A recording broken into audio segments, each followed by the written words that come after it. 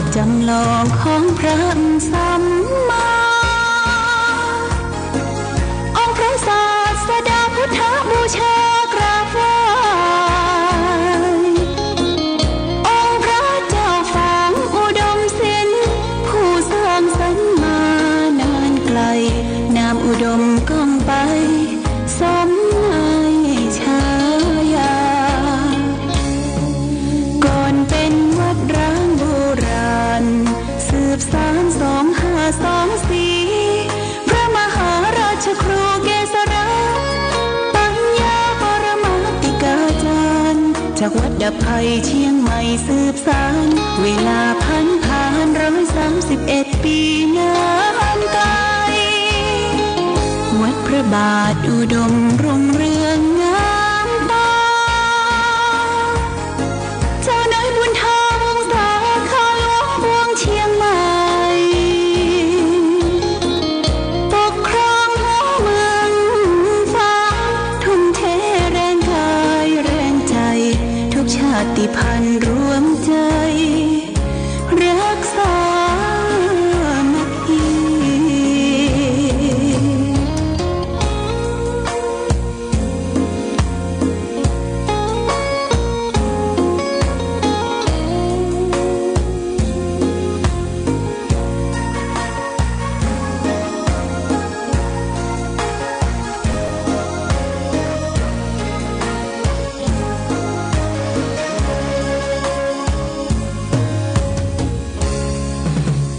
เป็นวัดร้างโบราณสืบสาน2524พระมหาราชครูเกษราปัญญาปรมาติกาจารย์จากวัดดับภัยเชียงใหม่สืบสานเวลาผ่าน131 ปีนานไกลวัดพระบาทอุดมรุ่งเรืองงามตาเจ้านายบุญธรรมสาขาหลวงบวงเชียงใหม่ปกครองหัวเมืองฟ้าทุ่มเทแรงกายแรงใจทุกชาติพันธุ์รวมใจรักษามัคคี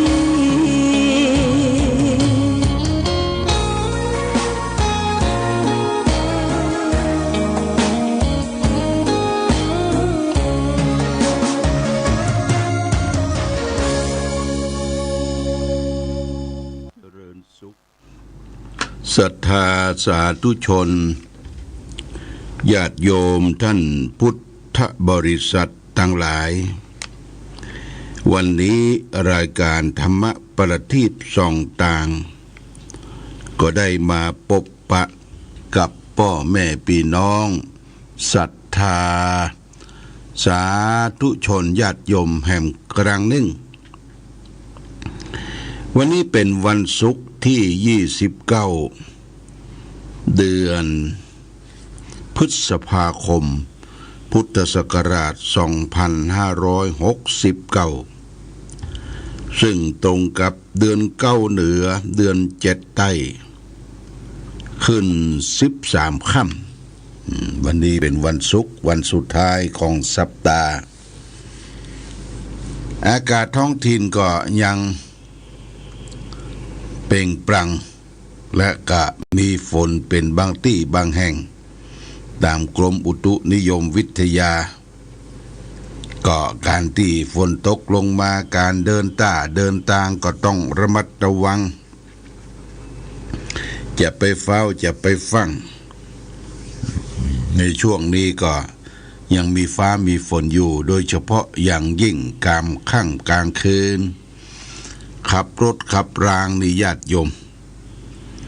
ที่ดังที่สุดคือการขับรถในกรุงเทพที่ผ่าน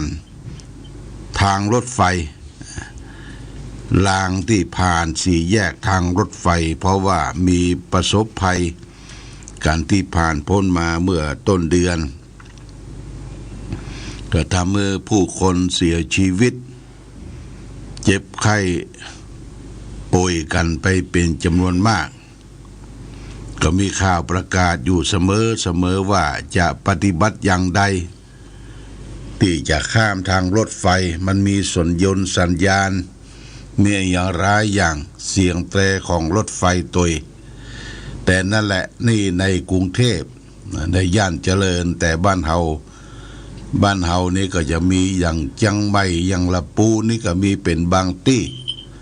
แต่บ่ใช่เป็นย่านชุมชนรถไฟเชียงใหม่กรุงเทพเชียงใหม่เนี่ยบ้านเฮาก็มีอยู่และก็นอกจากนั้นญาติโยมในช่วงนี้เป็นช่วงเทศกาลส่งน้ำพระธาตุส่งน้ำพระบาทส่งน้ำเจดีย์ต่างๆพระพุทธรูปนะหลายที่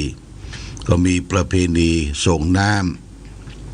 ำที่วัดพระธาตุโดยสุเทพนะจุดส่วนรวมของเชียงใหม่เพิ่งก็จะมีส่งน้ำพระราชทานก็เริ่มงานตั้งแต่วันที่25เป็นต้นมาพระเจ้าประสงค์ทุกที่อารามก็จะได้พลัดเปลี่ยนเวียนกันขึ้นไปเจริญพระพุทธมนต์นะ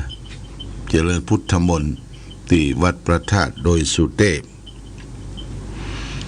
และในช่วงปลายเดือนนี่เป็นช่วงที่ทางสำนักปฏิบัติธรรมวัดพระพุทธบาทอุดมก็จะมีการเชิญชวนญาติโยมได้มานอนวัดปฏิบัติธรรมบวชเนกขัมมะชีพราหมณ์ก็เริ่มตั้งแต่วันนี้เป็นต้นไปนะญาติโยมไปว่างภารกิจก็เตรียมชุดขาวห่มขาวมาดูสถานที่ที่พักที่ปฏิบัติธรรมเริ่มตั้งแต่วันศุกร์วันที่29นี่เป็นต้นไปวันพรุ่งนี้ซึ่งเป็นวันเสาร์นี่ก็เป็นวันที่เราจะขึ้นวัดปฏิบัติธรรมประจำวันเสาร์แล้วก็วันฮือวันที่31ก็จะเป็นวันพระใหญ่เรียกว่าวันวิสาขบูชาวันที่31วันวิสาขบูชาเป็นวันคล้ายประสูติวันตรัสรู้และวันเสด็จดับขันธปรินิพพานญาติโยมวันวิสาขบูชาชาวพุทธทั่วโลกก็จะมีการระลึกถึงองค์สมเด็จพระสัมมาสัมพุทธเจ้าแล้วก็เป็นวันสำคัญของโลกโดยทางองค์การสหประชาชาติยูเนสโกแล้วก็ยกเอาวันวิสาขบูชาเนี่ยเป็นวันสำคัญในทางพระพุทธศาสนาเราชาวพุทธจะต้องปฏิบัติอย่างใดญาติโยมก็คือด้วยการบูชาองค์สมเด็จพระสัมมาสัมพุทธเจ้าการบูชามี2สถานบูชาด้วยอามิสคือสิ่งของโดยมีดอกไม้ธูปเทียนเครื่องสักการะนี่ไปบูชากันที่วัดมีการประทักษิณเวียนเทียนในวันวิสาขบูชาการประทักษิณเวียนเทียนนั้นก็เป็นการเวียนเทียนศาสนวัตถุที่สำคัญเช่นว่าเจดีย์วิหารพระพุทธรูปพระบาทพระพุทธบาทเนี่ยการเวียนเทียนวันที่31เนี่ยนะเวียนเทียนกันนี่คือการบูชาด้วยอามิสคือสิ่งของบูชาประการที่2นั่นก็คือธรรมปฏิบูชาโดยการปฏิบัติธรรมบูชาองค์สมเด็จพระสัมมาสัมพุทธเจ้าเพราะฉะนั้นทางวัดพระพุทธบาทอุดมก็มีความประสงค์เชิญชวนญาติโยมท่านสาธุชนทั้งหลายได้ขึ้นวัดปฏิบัติธรรมในวันสำคัญนี้ ที่สำนักปฏิบัติธรรมวิปัสสนาน้ำบ่อสาวาวัดพระพุทธบาทอุดมซึ่งเป็นแหล่งที่21ของจังหวัดเชียงใหม่มีกิจการงานสำคัญในทางพระพุทธศาสนาก็เชิญชวนญาติโยมได้ร่วมกันขึ้นวัดปฏิบัติธรรมบวชเนกขัมมะชีพราหมณ์จะมีนักมีน้อยมีเท่าใดบ่เป็นประมาณแต่ว่าถ้าเราได้ไปทำบุญทำทานรักษาศีลเจริญภาวนาก็ถือได้ว่าเราได้ทำหน้าที่ของเราชาวพุทธทั้งหลายเพราะฉะนั้นก็ขอเชิญชวนทุกท่านมีโอกาสและเวลาก็จะเริ่มตั้งแต่วันที่29 30 31แล้วก็วันที่1ก็ตอนเช้าก็จะอำลาสิกขาจากการบวชเนกขัมมะชีพราหมณ์นี่โมทนาสาธุญาติโยมที่บ่ได้ไปจะช่วยกันส่งเสริมบริจาคเป็นค่าภัตตาหารค่าน้ำปานะอย่างใดเนอะญาติโยม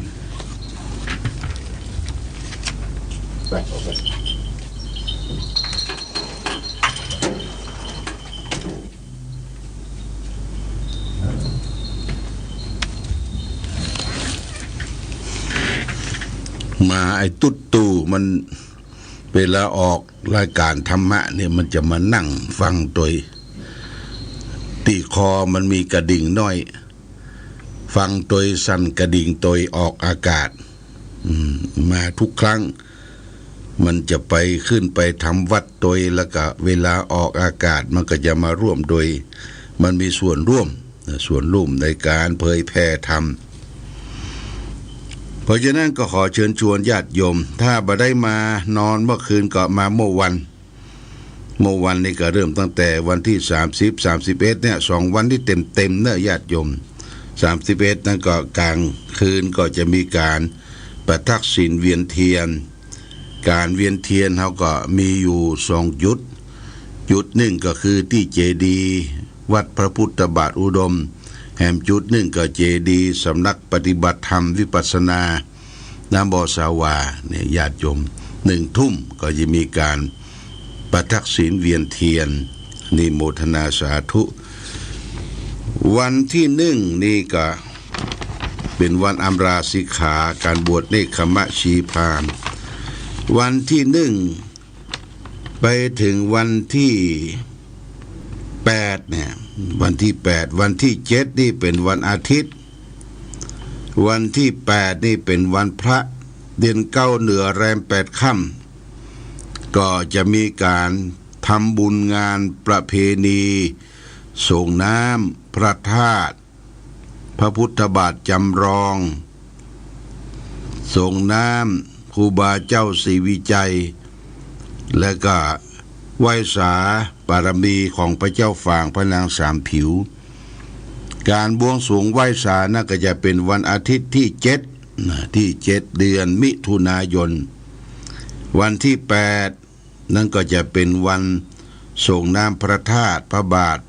พระเจ้าละแข่งและก็อนุสาวรีย์พระเจ้าครูบาเจ้าศรีวิจัยญาติโยมทั้งนี้ก็ทางวัดได้ประชุมคณะศรัทธาญาติโยมวัดพระพุทธบาทอุดมและก็บอกว่าได้นิมนต์หัววัดต่างๆที่เคยกินเคยทานเติงกันมาร่วมรับทายทานฉันเพลรับทายทานฉันเพลก็เอาก็จะได้ถวายสังทายทานจตุปัจจัยต่างๆก็คือญาติโยมได้เป็นเจ้าภาพยอดสังยอดทายทานก็ได้จำนวนเกือบ20สังละญาติโยมแต่มันมี80สังเหรอเนี่ย80สังก็ร่วมโดยช่วยกันก็มีรายชื่อรายนามที่ได้อนุโมทนาดังต่อไปนี้พ่อนานประทุมวงเพ็งแม่วัฒนาพรกิติกูลนี่1สัง 1,000 บาทแม่ระพีพันธ์เครือโย1ชุด1สัง 1,000 บาทป ป่อสมบูรณ์แม่สีนวลบุญทาวงศา1 ชุด 1,000 บาทนางสาวหน่วยบุญทาวงศา1 ชุด 1,000 บาทป่อหลวงสมานนางปณิธาร้องหานแก้ว1 ชุด 1,000 บาทนายจำลองจันแจ้งนางประกายพันธ์อุบเงิน1 สัง1 ชุด 1,000 บาทป่อสงวนแม่อุไรปัญญาแก้ว1 ชุด 1,000 บาทแม่สงควรดงดัง2 สัง2,000 บาทแม่สีดาจันทวี1 สัง 1,000 บาทนายถาพิเชษเหลืองสุวรรณ1 สัง 1 ชุด 1,000 บาทแม่เอี้ยงทิพย์กำรังสี1 ชุด 1,000 บาทแล้วก็นายมนตรีนางปราณีหันตระกูล1 สัน 1 ชุด 1,000 บาทคุณครูระไมพันธ์สำริด1 ชุด 1,000 บาทแม่เข็มทองนายชันชัยการบูรณ์1 ชุด 1,000 บาทอบต.จำลองนางบังออนคำพีระ1 ชุด 1,000 บาทแม่สริญญาดอนลาว1 ชุด 1,000 บาทป่อสกลแม่เข็มการบูรณ์แม่วันเพนมณีรัตน์1 ชุด 1,000 บาทแม่เพนพรชัยเกต1 ชุด 1,000 บาทแม่ตาชัยวงศ์พร้อมด้วยครอบครัว1 ชุด 1,000 บาทนายแสนนางพันนีศรียาเรืองพร้อมด้วยลูกหลานบ้านสอรุ่งเรืองหินอ่อนสันทราย1 ชุด 1,000 บาทนายประนพสุทธเสนา1 ชุด 1,000 บาทและก็มีนายประนพแล้วก็มีเดี๋ยวรายชื่อมาทีหลังมีนางสายใจห่านตระกูล1 ชุด 1,000 บาทคุณนิพาคนโต1 ชุด 1,000 บาทนี่เป็นรายชื่อรายนามที่ได้ให้ได้หอมได้เป็นเจ้าภาพสังฆทานทานทุกท่านก็จะต้องมาประเคนในวันที่8เนี่ยวันจันทร์ที่8วันส่งน้ำพระธาตุพระบาทพระเจ้าละแข่งนอกจากนั้นแต่ละหัวหมวดแต่ละท่านก็จะได้เตรียมภัตตาหารทำภัตตาหารมาถวายเพลแด่สังฆประสงค์ตลอดถึงผู้มีจิตศรัทธาจะตั้งโรงทานอย่างร้านบุญสิริลูกหลานนี่ก็เพื่อจะตั้งโรงทานแล้วก็มีหลายๆท่านได้ร่วมกันโรงทานของคณะญาติโยมในเขตเทศบาลโรงทานของหมู่3หรือป่อสมานร้องหันแก้วเนี่ยจะได้จัดตั้งโรงทาน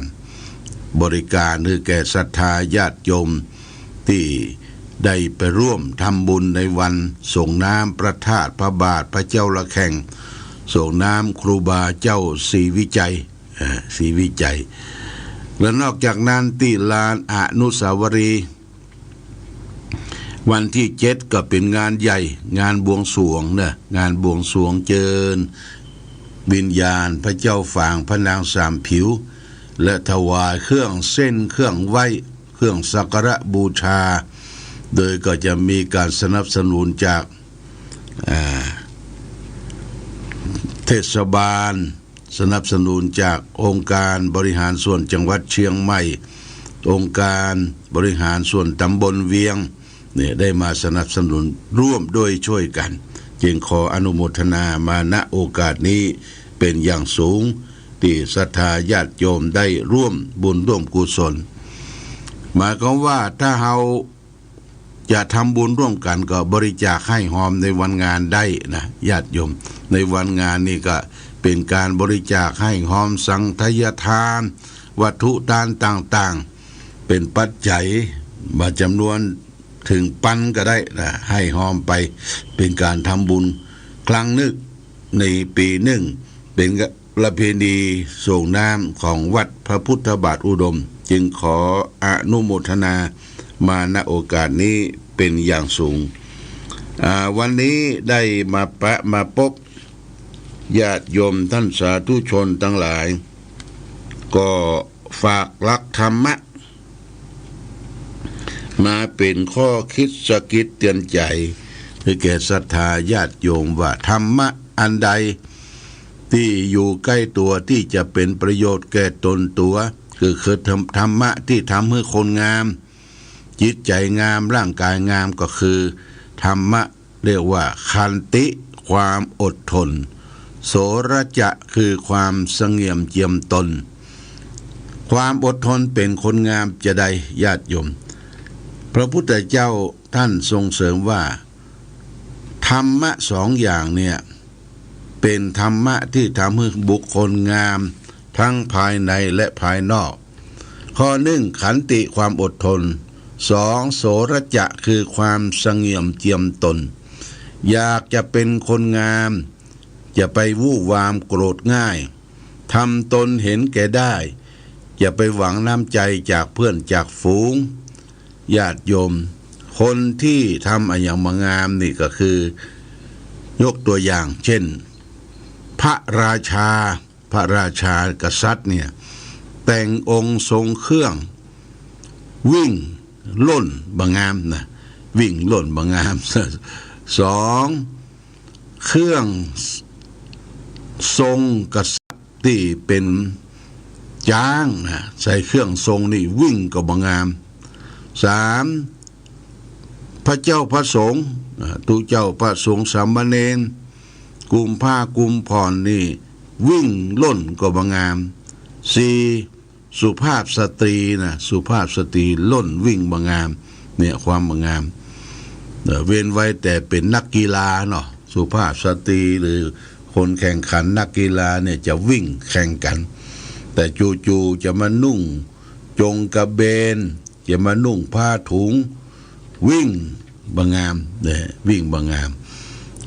นี่เป็นเรื่องที่สำคัญที่จะทำให้คนเฮางามต้องมีความเสงี่ยมเจียมตนดูจากความอ่อนน้อมถ่อมตนรู้จักผู้ใหญ่ที่มีบุพการีแก่เราและท่านทั้งหลายอันนี้ก็ฝากไว้เป็นหลักคิดแก่ญาติโยมท่านสาธุชนทั้งหลายมาณโอกาสนี้เอาละวันนี้รายการธรรมะประทีปส่องต่างได้มาพบญาติโยมท่านสาธุชนทั้งหลายก็พอสมควรแก่กาลเวลาขอความผาสุขความมีธรรมจงบังเกิดมีแก่ศรัทธาสาธุชนญาติโยมทุกท่านรายการธรรมะประทีปส่องต่างต้องขอลาก่อนขอผู้ฟังจงตั้งมั่นจิตหันษาโดยธรรมะขององค์พระพุทธาได้นำพาให้เกิดความสุขสงบเย็นขอ